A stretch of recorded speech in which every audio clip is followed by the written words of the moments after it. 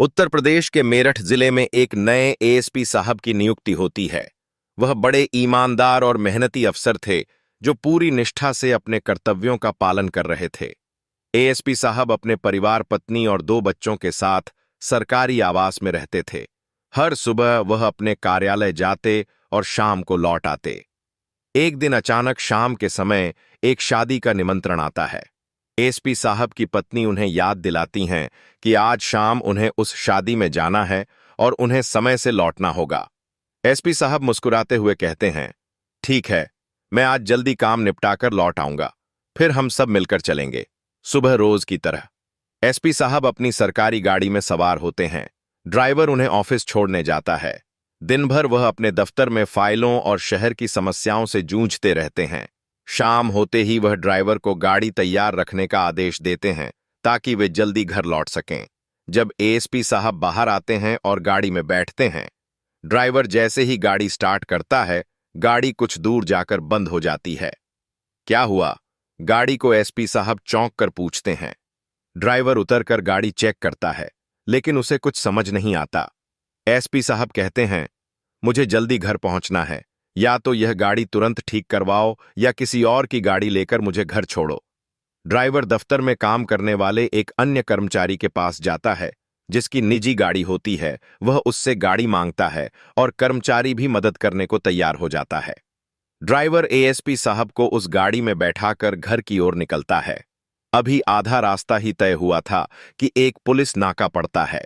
यह वही नाका था जहां से एसपी साहब रोज अपनी गाड़ी से गुजरते थे और कभी कोई परेशानी नहीं हुई थी। लेकिन आज वह दूसरी गाड़ी में थे। जैसे ही गाड़ी नाके पर पहुंचती है, पुलिस वाले गाड़ी को रोक लेते हैं और ड्राइवर से कागजात मांगते हैं। एसपी साहब ड्राइवर से कहते हैं, देखो, मैं नहीं चाहता कि उन्हें अभी मेरी पहचान पता चले। तुम बस कह देना कि पेपर्स घर पर हैं, देखते हैं यह क्या करते हैं। ड्राइवर पुलिस वालों को वहीं जवाब देता है, लेकिन पुलिस वाले मानने को तैयार नहीं होते। वे ड्राइवर को धमकाने लगते हैं और कहते हैं कि गाड़ी जब्त करनी पड़ेगी। इस पूरी बातचीत को एसपी साहब पीछे से सुन रहे होते हैं। अंततः वे कार की खिड़की खोलते हैं और बाहर निकल आते हैं। उन्होंने सादी पोशाक पहनी हुई थी, इसलिए पुलिस वाले उन्हें पहचान नहीं पाते और सामान्य अंदाज में बात करने लगते हैं। अगर जल्दी है तो फाइन भरिए, वरना गाड़ी नहीं जाएगी। एक पुलिस वाला कहता है, कितना फाइन? एसपी साहब शांत स्वर में पूछते हैं। लगभग RS 500। एसपी साहब मुस्कुराते हैं और पूछते हैं, तुम यहां नए हो क्या? पुलिस वाला थोड़ा तैश में आकर कहता है, मैं यहां पिछले 4 साल से हूं। आप ऐसा क्यों पूछ रहे हैं? अगर तुम 4 साल से यहां हो तो क्या मुझे नहीं पहचानते? एसएमपी साहब ने मुस्कुराते हुए कहा। पुलिस वाला कुछ क्षण सोचता है, फिर असहज होकर कहता है, साहब माफ कीजिए, मैं आपको पहचान नहीं पाया। मैं यहां का एएसपी हूं। एसएपी साहब ने स्पष्ट किया, और आज मेरी गाड़ी खराब थी, इसलिए किसी और की गाड़ी लेकर निकला। लेकिन जिस तरह का व्यवहार तुमने मेरे साथ किया, सोचो आम लोगों के साथ क्या करते होंगे। यह सुनकर पुलिस वाला कांपने लगता है और हाथ जोड़कर माफी मांगता है। एसपी साहब घर तो पहुंच जाते हैं, लेकिन मन शांत नहीं होता। रात के समय जब वह बिस्तर पर लेटे थे तो उनका दिमाग उसी घटना में उलझा रहता है। वह सोचने लगते हैं, अगर मेरे साथ पुलिस वालों ने ऐसा किया तो आम लोगों के साथ कैसे बर्ताव करते होंगे। हर दिन कितनों से अवैध रूप से पैसे लिए जाते होंगे, लेकिन यह पैसे जाते कहां हैं? ऑफिस में तो इसका कोई हिसाब नहीं दिखता। इन्हीं विचारों में खोए खोए एसपी साहब एक ठोस निर्णय ले लेते हैं। सुबह होते ही वह जल्दी उठते हैं। नित्य क्रिया पूरी कर तुरंत कलेक्टर साहब को फोन करते हैं। कलेक्टर साहब, आपसे एक जरूरी मुलाकात करनी है। मामला बहुत संवेदनशील है। कलेक्टर साहब थोड़े हैरान होते हैं, लेकिन गंभीरता को समझते हुए तुरंत एएसपी साहब के आवास पर पहुंच जाते हैं।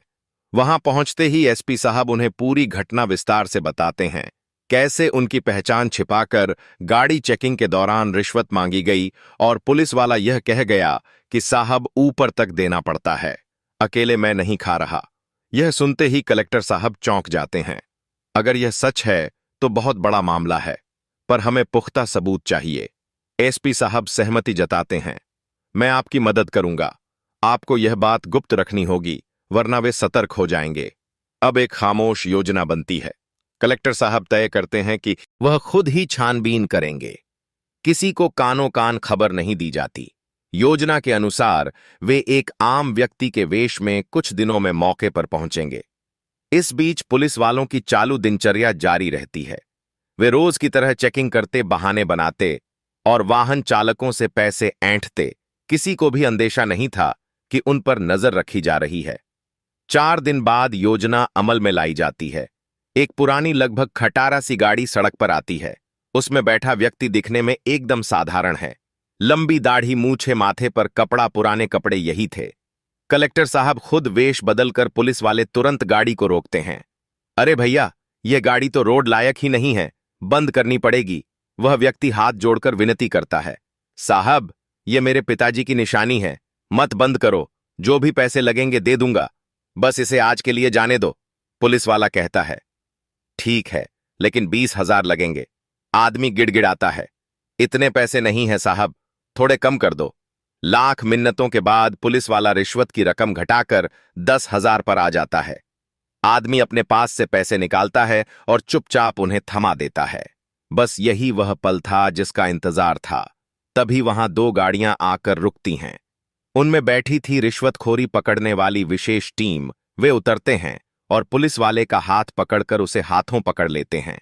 एक विशेष केमिकल से हाथ को रंगा जाता है और हाथ तुरंत नीला हो जाता है। सबूत साफ था। अब तक कलेक्टर साहब भी अपने वेश से बाहर आते हैं, नकली दाढ़ी, मूंछ उतारते हैं और सख्त लहजे में कहते हैं, मुझे एसपी साहब ने बताया था, पर मुझे विश्वास नहीं हुआ। आज जब तुम्हें हाथों पकड़ा तो शर्म आई कि ऐसी पुलिस हमारे शहर में है। पुलिस वाला शर्म से सिर झुका लेता है। कलेक्टर साहब कहते हैं, सरकार की वर्दी पहनकर तुम लोगों ने उसे धब्बा बना दिया। आम आदमी कहां से लाएगा 10 से 20,000? क्या सिर्फ रिश्वतखोरी के लिए है? तुम्हारा काम। कलेक्टर साहब की कार्यवाही ने पूरे शहर में हलचल मचा दी थी। एक रिश्वतखोर पुलिस वाले को हाथों पकड़ने की खबर आग की तरह फैल चुकी थी।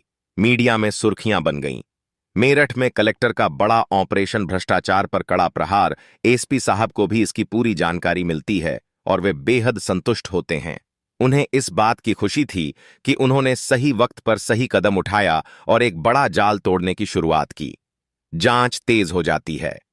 कलेक्टर साहब और एसपी साहब की संयुक्त टीम बाकी पुलिस स्टाफ और ट्रैफिक चेक पोस्टों की छानबीन करती है।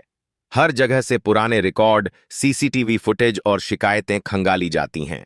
जल्द ही पता चलता है कि सिर्फ 1 या 2 नहीं, बल्कि पूरे नेटवर्क में कई लोग शामिल थे। नीचे से लेकर ऊपर तक रिश्वत की यह चैन चली जा रही थी। जो पैसे नीचे से वसूले जाते थे, वे कुछ हिस्सों में बंटकर ऊपर तक पहुंचते थे। अब सवाल था, क्या करना है? एएसपी साहब और कलेक्टर साहब ने मिलकर 3 अहम कदम उठाए। भ्रष्ट अधिकारियों को सस्पेंड किया गया। जो भी पुलिसकर्मी इसमें शामिल पाए गए, उन्हें तुरंत सस्पेंड कर दिया गया।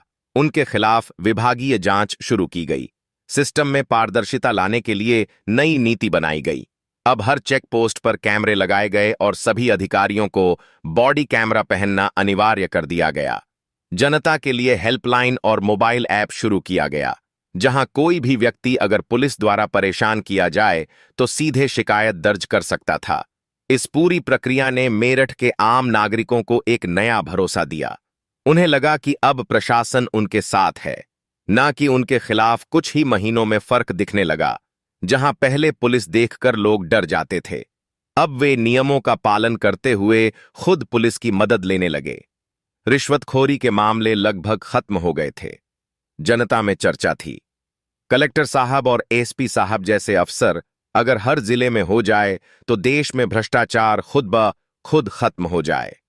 अंत में एक सोच की बात। इस कहानी में सिर्फ एक पुलिस वाला नहीं पकड़ा गया, बल्कि एक सोच, एक पुरानी आदत, एक गलत व्यवस्था को चुनौती दी गई। अगर एसपी साहब चाहते तो चुप रह सकते थे, अगर कलेक्टर साहब चाहते तो बहाना बना सकते थे, लेकिन उन्होंने ऐसा नहीं किया।